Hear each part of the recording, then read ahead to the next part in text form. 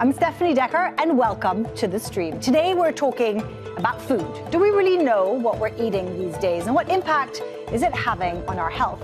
You're going to want to listen to this conversation.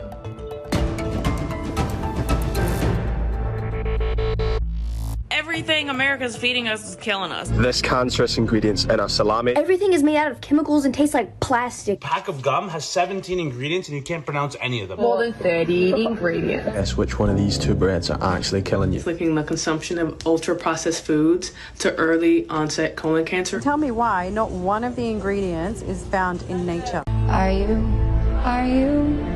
coming to the tree? They strung up a man. They say we run away. Strange things that happen here, a stranger will be. We met and lived in the hanging tree. From ultra-processed ingredients to chemicals linked to cancer and chronic disease, modern food systems are shaping what ends up on our plates and in our bodies. Now, we're not fear-mongering here. We're going to try to understand what is going on and look at realistic, practical alternatives that we can actually fit into our lives. Well, to discuss all of this, we're joined by James Brash, a registered dietitian and an advocate of accessible and evidence-based nutrition information. He's in London, UK, and Rachel Parent, an environmental and safe food youth advocate, and she joins us from Toronto. Thank you both very much for joining us on the stream today. Such an important conversation. All of us have to eat. Rachel, I'm going to start with you, and I'm going to get straight to the point. The food industry. Is it on our side when it comes to keeping us healthy, or isn't it? Well, the problem with the food industry is not really. They're not really on our side. We've seen time after time that the goal is to produce food as cheaply as possible and make profits at the end of the day. And that really reflects itself in the way that the food industry lobbies our government and continues to push ingredients that are really not in the best interest of us as consumers. And we see that in the health of our society, in the way that our food is grown. So ultimately, no, the food industry is not really having our back anymore, and it's unfortunate to see the impact it's had. James, it's confusing for people, isn't it? You're very advocate on social media. I like on our introduction there, we called you evidence-based, right? Because there's so much information out there. We're being bombarded constantly, TikTok videos, you should be eating this, you shouldn't be eating this. How do you see it? Where do you draw the line? How do you inform your audience about what's okay? I was watching one of your videos. You're like, cereal is fine to eat, you said, even though it does have a lot of sugar, right? So how do you break it down? I think I would kind of mirror what Rachel was saying there. It's a great point that we kind of live under a capitalist kind of framework where these food companies that have a lot of influence on the food landscape and the kind of foods that are cheap and widely available to consumers. And they will always prioritize profit and growth over public health. But at the same time, we need to work with these companies to provide some realistic, tangible alternatives so that the easy choice for people is the healthier choice. And I think, as you say, there's a lot of information and there's a lot of misinformation. And when you provide people with half-truths, they don't end up with kind of half the story. They end up with no usable truth at all because it's overwhelming. So I'm really passionate about making sure that I translate nutritional scientific information in a clear and evidence-based way that allows people to make an informed decision about their own health and their own nutrition. So Rachel, for you, what would you say are sort of our biggest enemies? Let's list like the top 3 or 4 items that we should be looking out for, what kind of food that we should be avoiding.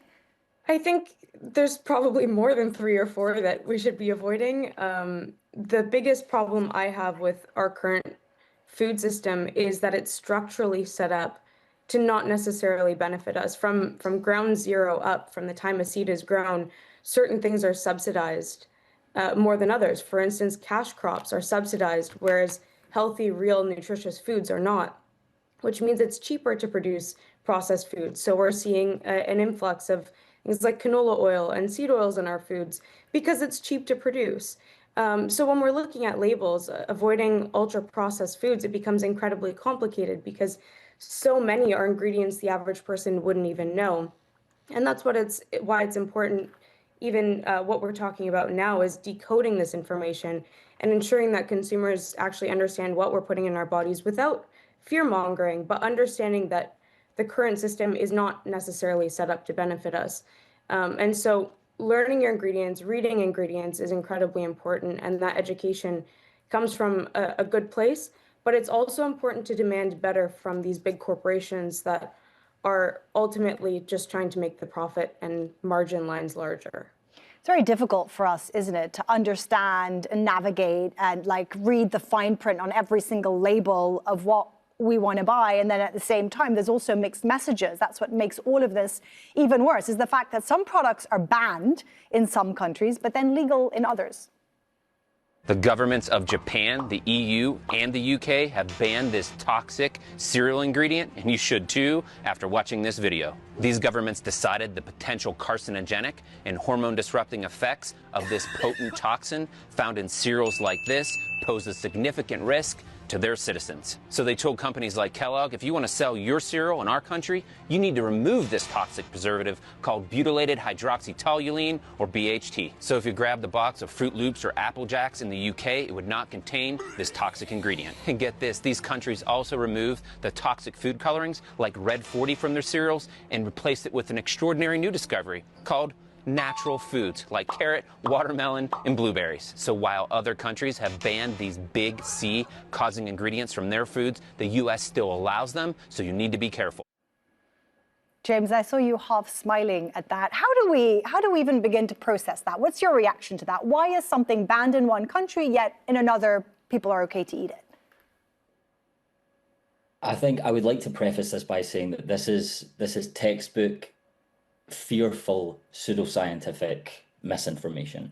You know, like Red 40 does exist in the EU, it's E129, and a lot of these health and wellness influencers use words like toxic and poison, and you know, these aren't scientific words. Anything can be toxic or poison. It depends on the dose, and it depends on the context that is being eaten. Water can be toxic or poison, salt can be toxic or poison. But so I would like to just preface that by saying that this is a textbook example of fearful misinformation. And if nutritional information on the internet makes you feel frightened, it's probably misinformation. But what I would say is that fundamentally the European Union and the USA, they use different frameworks for the way that they determine the safety of an ingredient. So in the EU, it's more of a hazard-based approach. And in the USA, it's more of a risk-based approach. So a hazard-based approach would be, in this room, there's a frayed electrical wire, it's banned, no one's allowed to go in that room. A risk-based approach might be, well, there is a frayed electrical wire, but it's 1.5 meters up the wall, and in the last 50 years, no one's been within 0.5 meter of that wire, so you can go into the room. And so we've got two countries that are using a risk-based approach, and a hazard-based approach, which is probably more a precautionary approach. We're looking at the same situation, the same scientific evidence, but just with different beliefs about what makes an ingredient safe or not. So that's generally the fundamental difference. That's why you'll maybe get some additives that are available in the US and not in the EU, but equally you also get, you know, additives in the EU that are banned in the US. So E151, E153, E173, these are all additives that are safe for use in the EU, but are banned for use in the USA, because there are fundamentally different frameworks for determining the safety of a food. And I think again, going back to what we were speaking about before, about how companies will prioritize growth and profit over all else. And the USA has a long political history of deregulation, and regulatory burden was seen as something that was politically undesirable, and the free market to facilitate growth and innovation and competition. So when you look at it in that kind of historical political context too, that risk-based approach also makes sense. So I would say that we have to be mindful of the language that we're using when we're talking about food and ingredients. It's toxic, poison, you know, these are all hyperbolic, sensationalist words that are used to stoke fear and spread misinformation. And if we took Red 40 out of Fruit Loop cereal, at the end of the day, it's still Fruit Loop cereal. It's still devoid of any meaningful nutrition other than sugar. There's no fiber in it. So if we kind of use additives and preservatives and colorings, that's a red herring, we can use it as a distraction from the actual things that would make meaningful, tangible differences to public health outcomes, and kind of focus on that instead. So I think we have to be really careful about the words that we use to describe this problem and our overall overarching priorities when it comes to public health and nutrition. Yeah, and as you mentioned there, right, there's so much stuff on social media, but anyone can be on social media these days. Anyone can say whatever they want. And if it's a well-made video with a good hook, it goes viral. Everybody thinks, oh my God, suddenly origins are going to kill you. Rachel, how much of this stuff, when we're talking about processed foods, additives, preservatives, do we need to be exposed to for it to start having a health impact on our bodies? I know that is a sort of very scientific and broad-based question, but for us in general, like what would be a guideline that you say, this is what you should be aware of, and you really only should be eating this, you know, once a week. This shouldn't be a staple of your diet every day. I'm not a doctor, so I don't want to necessarily give advice that is wrong. What I do want to say is I think for decades we've known that ultra-processed foods are not necessarily good for us and are creating problems. But for too long, we've seen the food industry convolute that message. And so at this point, we've reached a time where in North America, about 50 to 60% of our diet is ultra-processed foods, and we are seeing the impact of that. There was a study from the British Medical Journal that showed there were 32 different health outcomes from eating such ultra-processed foods. One of that was cancer. There was obesity. There was all sorts of different problems and health-related issues that we see very prevalent in society at this point in time. About 40% of the US population is obese. About 70% of the US population is overweight. We have very similar statistics here in Canada. It's about 30% that are obese and up to about 60% that are overweight. And the food that we're eating has a direct impact. I mean, there's no denying that food impacts every level of our lives. And so any number under what we are currently eating, I think, is positive. What we have to start to address is accessibility, affordability. It's really unfortunate that we live in a time where I can walk down to my convenience store and soda was less expensive than water. Why is it that that's allowed? Why aren't there regulations that are subsidizing water over soda? And that, again, comes down to the very idea that we are funding a health crisis. Our tax dollars are funding a health crisis by what we are subsidizing in our food systems today. And Big Food is more than happy to go along with that. We've seen many examples over the years of Big Food funding their own studies that our government is using for regulation. We saw Coca-Cola influencing dietitians and nutritionists by creating their own consumer group and scientific study groups that were then saying sugar and Coca-Cola were part of a balanced diet. And so, again, it comes down to the framework of our food system that it's unfortunate we've reached a level where veggies are more expensive than chips, but we have to fix that. And we have to make it more affordable so that every single person can afford to eat healthy and have access in their local stores. Yeah, we're going to get to that a little later because cost, of course, is a main player here as well, right? Processed foods, fast food is cheap. Not everybody has the budget to access real organic food. But you were mentioning something there that segues perfectly into a clip that we want to play about ultra-processed food. It's recently been described by a leading voice in global public health as the cancer villain of the 21st century. Watch this video posted by a doctor. We've been wondering for many years why so many younger women are being diagnosed with colon cancer, why young people in general, right? And this new study finally connects another piece of the puzzle. It turns out that women who eat the most ultra-processed foods like packaged snacks, sweetened yogurts, protein bars, and fast food have a 45% higher risk of developing early precancerous colon polyps before the age of 50. And here's the part that really stood out to me. This risk stayed high even after accounting for weight, diabetes, and vitamin intake, like vitamin D. So it's not just about calories. It's really about the quality of what we eat and how these foods affect our microbiome. And I see this pattern every day in my clinic, younger patients with fatigue and bloating and changes in bowel habits. The takeaway for me is what we eat in our teens and 20s truly shapes our risk later. James, would you agree with that, what we eat in our teens and 20s? I was just looking at the American Cancer Study saying that colorectal cancer officially now is the main cause of cancer-related deaths among young people, and that means people under the age of 50. Now, not to alarm, until we give some positive news, they also said that breast, lung, and pancreatic cancers are down, but now you're looking at our microbiome, right? At our gut, what we're putting, it's so crucial what we put into our bodies. Do we understand enough about what a real impact that can have on us and our health? It's a really exciting area of research, the gut microbiome and gut health. And as you say, it's a emerging pattern in public health that we're seeing an increase in the incidence of colorectal cancer. And I think that study is really interesting, and it kind of segues into a really nice way to talk about the fact that we know that associations between ultra-processed foods and negative health outcomes exist. We absolutely know that. But it's really important that associations are known to be not the same as causation. So we're still unpicking the mechanisms through which ultra-processed foods result in negative health outcomes. So that could be the fact that there are additives or preservatives or emulsifiers or flavorings in these ultra-processed foods. It could be that they're very high in salt, sugar, and fat. And importantly for this study that was just discussed, lack any fiber. 96% of adults in the UK don't meet the recommended dietary fiber intakes, which is one of the main modifiable risk factors, lifestyle risk factors for colorectal cancer. So it would be really interesting to see what the association between ultra-processed foods and colorectal cancer would be if we controlled for something like fiber intake, something that we know has a significant impact on your risk of colorectal cancer.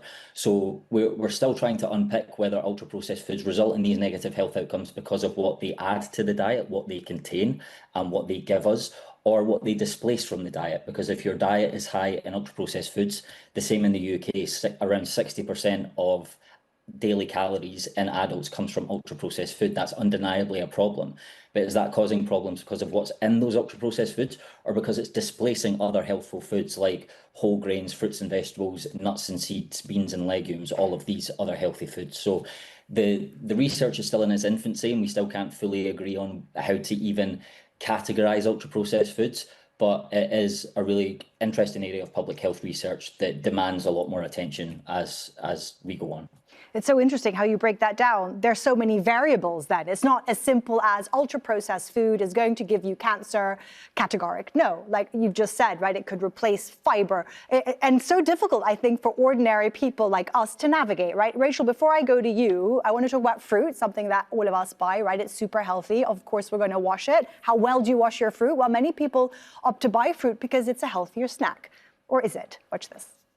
This is absolutely mental. You think you're just buying oranges, but check this label out. You're not just buying oranges. Look at that right there. You're buying pyromethanol, imanzilil, and thiabenzidol. So you're getting these chemicals added into your oranges. Sure, you're not eating the skin, but you're peeling it off, or you might be zesting your orange and then you're putting it in your food. So that is not a good thing, but the solutions are out there. This is why organic is so important. People say, is it worth buying organic? It's not actually more nutritious. It's not, but it avoids chemical exposure in your home and in your family's health, and they've done studies on it. Really simple. We get it in our body. Look at the label here. Absolutely nothing added, because these are unwaxed easy peelers. So this is the way to stop all that chemical exposure from getting into your home.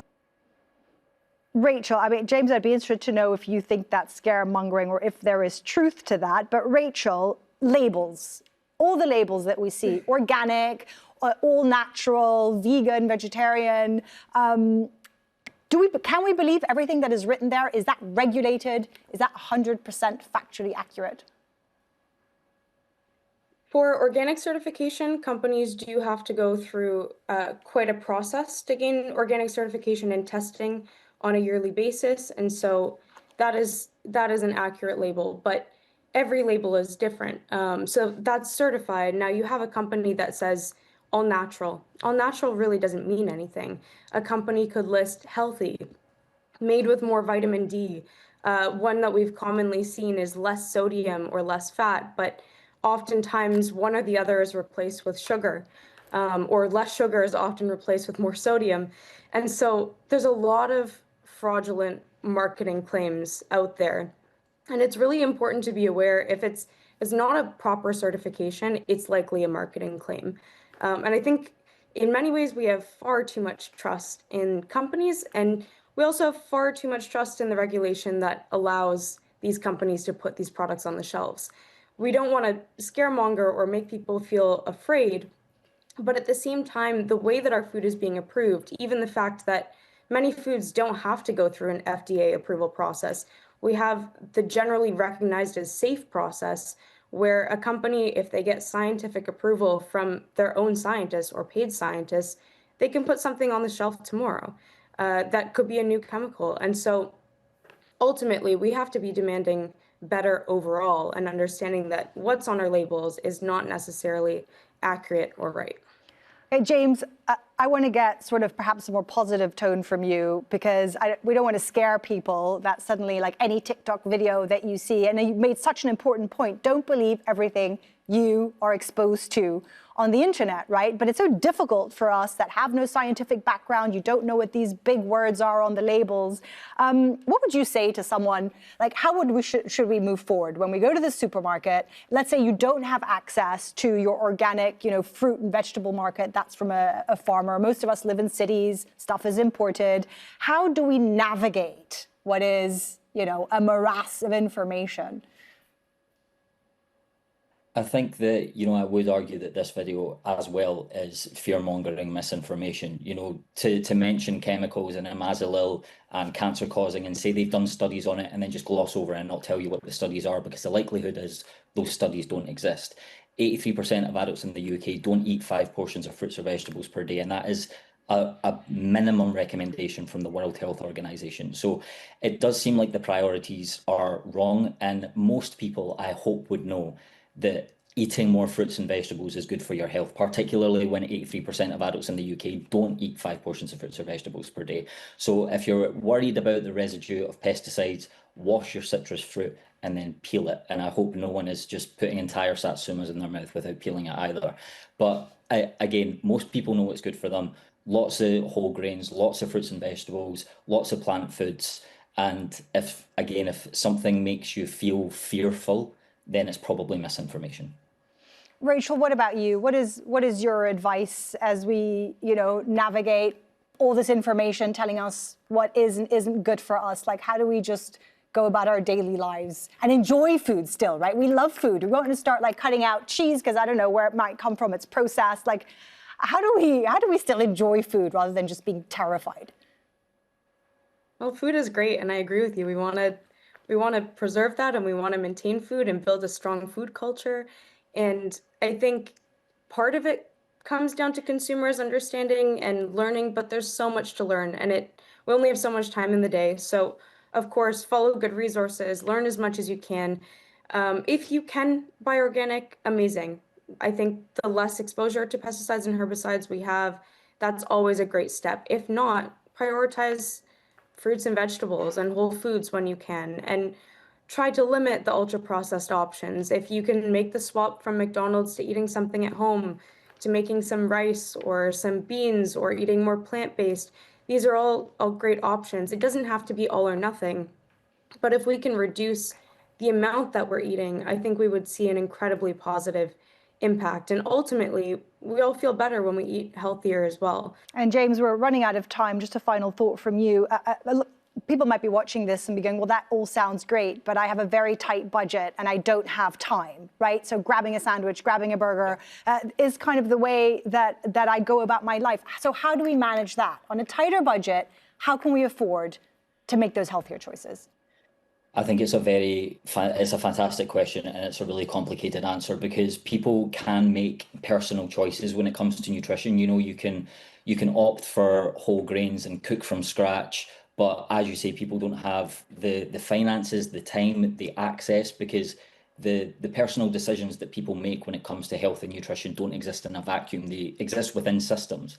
And if you live in a food desert, or you live somewhere that you don't have access to cheap and affordable food, then that's an issue. And if you are working 2 jobs and you have lots of dependents and you don't have the time or the energy when you get home to cook from scratch, it's kind of willing people into doing more isn't enough. And that's where I think Rachel and I would agree that we need this kind of fundamental change to the food landscape, where I think there are drawbacks and benefits to the food systems that we have. Now a lot more food is much cheaper and more widely available to more people. And it wasn't that long ago, if you were living in poverty, you couldn't afford to eat anything at all. But we have got to the point where, unfortunately, the easy and the cheap option is the unhealthy one. And we really need to try and work with governments and work with corporations to increase access to healthy and affordable affordable food to everybody, regardless of how much money they make, wherever they live in the country, so that the easy option is the healthy option. So it's not a clear-cut answer, but it's a complicated problem with a complicated solution.